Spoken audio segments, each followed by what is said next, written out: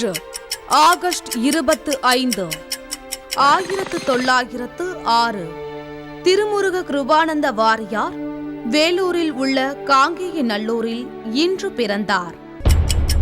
1978 இயேசுநாதரின் கல்லறையில் அவரது உடலை சுற்றியிருந்த துணி ஷரவுண்ட் ஆஃப் ட்ரைன் பல நூற்றாண்டுகளுக்கு பிறகு முதலில் பொதுமக்களின் பார்வைக்காக காட்சிக்கு வைக்கப்பட்டது இன்று.